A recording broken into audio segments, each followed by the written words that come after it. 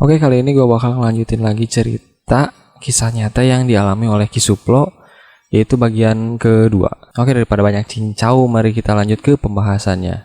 Nama gue Razef, selamat datang di channel gue, Razef.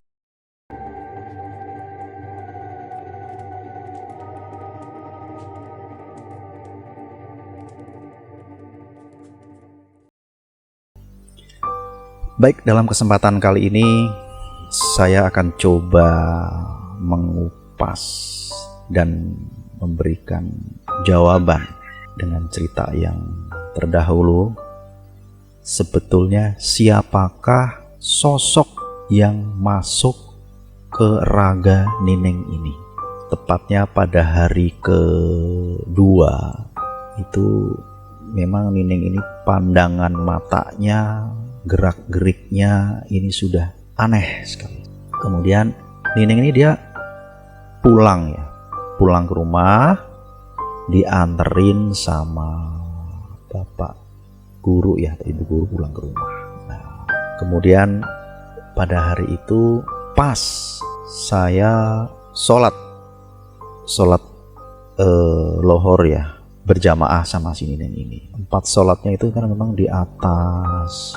Kalau di itu namanya plangrong. Plangrong itu kayak rumah tapi yang disusun pakai papan-papan gitu. Nah, tempat sholatnya di atas. Waktu itu di rumah yang di Wadas Lintang ya. Nah, saya sholat lah waktu itu bersama-sama bareng, kan udah kebiasaan kita sholat berjamaah.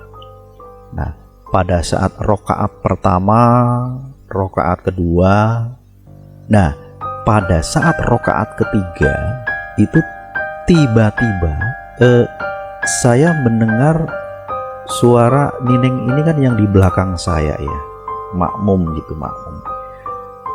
gitu, jatuhnya ke arah belakang, jatuh pingsan. Otomatis saya langsung nengok ke belakang, saya coba apa yang terjadi. Ternyata dia jatuhnya ke belakang, pas kepala belakang ini membentur kaso-kaso atau tiang gitu ya, bledak gitu. Ning, ada apa? Kamu kenapa? Panik saya waktu itu. Saya coba nenangin diri, saya panggil orang sekitar, bapak, ibu, ini Nining pingsan gitu. Dia masih antara sadar dan nggak sadar. Kemudian saya turun, kamu kenapa? Dia nggak bisa jawab, cuman pingsan aja, pingsan dan tidak sadarkan diri. Terus dibawalah waktu itu ke, kita belum tahu ya kalau hal itu ternyata hal yang magic tadi datang gitu ya. Kita bawa dia ke seorang dokter waktu itu, dikasih obat penenang, terus siuman dan alhamdulillah bisa normal lagi, bisa berbincang-bincang lagi, dan pulanglah waktu itu ke rumah. Cuman dokter bilang tuh ini cuman kelelahan, kecapean, mungkin kurang tidur atau apa gitu. Udah ya, waktu itu setelah itu kita langsung pulang kembali ke rumah, ngobrol biasa. Aku coba tanya, Ning, kamu tuh kenapa tadi? Kepalaku pusing tadi, cuman nggak kuat, nggak tahu kenapa kepalaku pusing gitu. Nah, setelah itu mungkin beberapa hari ya setelah itu ada dengan hal yang sama waktu pas sholat juga waktu itu terjadi lagi, dia pingsan lagi. Cuman kali ini dia agak teriaknya tuh agak kenceng gitu. Terus sambil megangin bagian leher ini seperti dicekek dia nyekek sendiri gitu. Sakit gitu. Tapi pingsan lagi, tidak sadarkan diri, sama lemes. Lututnya itu lemes itu, nggak bisa jalan. Dan akhirnya waktu itu kita bawa ke rumah sakit yang agak besar ya, di atas puskesmas mungkin ya. Waktu itu ke rumah sakit umum daerah RSUD Wonosobo. Dia masih mengerang kesakitan. Sakit di leher ya, sakit. Sampai ke rumah sakit, dikasih obat penenang, terus dikasih obat, tekanan darah dicek. Lagi-lagi dokter rumah sakit itu bilang, ini nggak ada kejanggalan apapun, cuma keletihan dan kecapean aja. Lagi-lagi sama jawaban dokter seperti itu. Cuman pada saat di rumah sakit ini dia kesurupan lagi. Kali ini dia megang lehernya itu lebih kenceng gitu. Ini sempat teriak seperti itu, seperti mau mengeluarkan sesuatu. Saya tanya, saya tahu kamu itu bukan Nining. Kamu bukan Nining. Saya tahu kamu bukan Nining. Kamu siapa? Kamu siapa? Sambil saya tekan, saya papa, dia tetap sambil berteriak gitu. Dan kebetulan pada saat panik waktu itu ada seorang pasien. Ada pasien yang dirawat, yang ditungguin sama seseorang yang mungkin dalam kategori orang mampu, orang bisa, orang pinter ya. Sebut saja waktu itu namanya Mbah Nukman. Mbah Nukman ini dia mungkin sesepuh salah satu pondok pesantren kemudian di daerah Kalibeber. Dia sedang menungguin cucunya yang sakit di rumah sakit itu.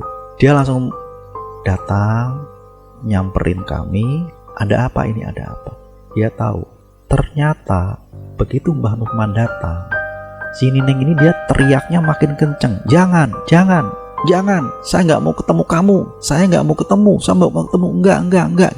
Serta-merta Mbah Nukman berdoa ya waktu itu, berdoa nggak tahu apa kumat kali gitu, sambil doa sesuatu, sambil megang kepalanya si Nining ini, bun-bunannya ini dia pegang. Kamu siapa? Sambil ditekan, kamu siapa?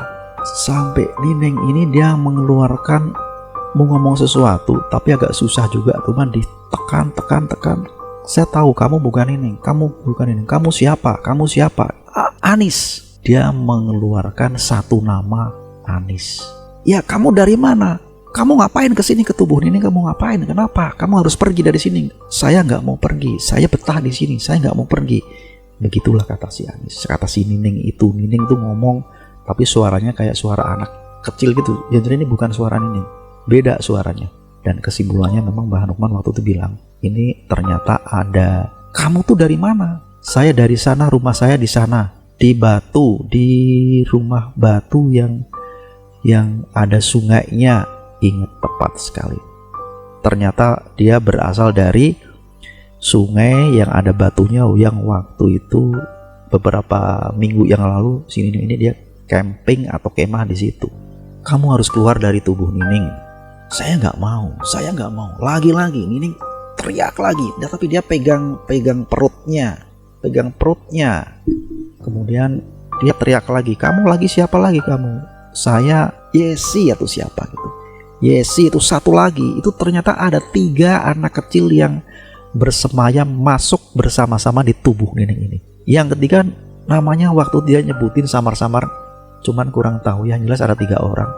Yang satu Anis itu dia ada di leher, tepat di leher. Terus yang kedua tuh namanya Yesi, dia ada di pas perut. Terus kemudian yang ketiga ini nggak tahu namanya siapa, sosok anak kecil juga. Dia ada di lutut. Nah itulah yang 3 sosok anak kecil yang betah istilahnya di tubuhnya si Nining ini. Mungkin Anda semua akan penasaran gimana kelanjutannya. Mungkin nanti akan dilanjutkan lagi. Assalamualaikum warahmatullahi wabarakatuh.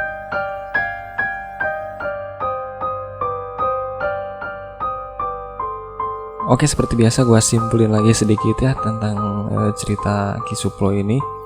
Jadi adiknya itu setelah mengalami gangguan dari makhluk halus pada saat camping, dia dipulangkan ke rumah dan terjadi kejanggalan waktu dia sedang sholat. Nah tiba-tiba pada rakaat ketiga dia mungkin mengalami gangguan makhluk halus sehingga membuat dia terjatuh gitu, jatuh ke lantai gitu. Dibawalah dia ke rumah sakit, ternyata dokter tidak mencurigai ada penyakit apapun. Cuma dokter cuma bilang ini cuma kecapean, keletihan, mungkin butuh istirahat juga gitu. Nah pada saat itu beberapa hari kemudian terjadi lagi lah, sama waktunya sedang sholat dia jatuh lagi gitu, jatuh pingsan lagi. Lagi-lagi dokter menyebutkan oh ini tidak apa-apa, tidak kenapa-kenapa, pasien ini tidak ada penyakit apa-apa gitu. Disitulah adik Ki Suplo ini bertemu dengan seorang yang bisa dibilang bisa dengan ilmu-ilmu ya, seperti itulah ilmu-ilmu gaib gitu. Namanya Mbah Nukman.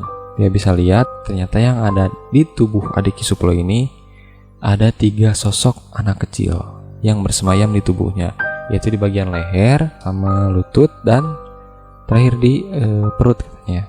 Akhirnya Mbah Nukman membacakan doa-doa untuk adik Ki Suplo ini dan akhirnya ya bisa kembali normal lagi. Tetapi ini belum beres coy. Masih banyak cerita-cerita yang belum bisa diceritakan karena kalau terlalu panjang ya bete juga gitu ya. Makanya gua bakal terus ikutin cerita ini, kisah nyata yang benar-benar nyata yang menyangkut adik dari Ki Suplo ini. Maka dari itu jangan lupa like, comment, subscribe, nyalain notifikasinya agar lo gak ketinggalan pembahasan-pembahasan selanjutnya. See you next time.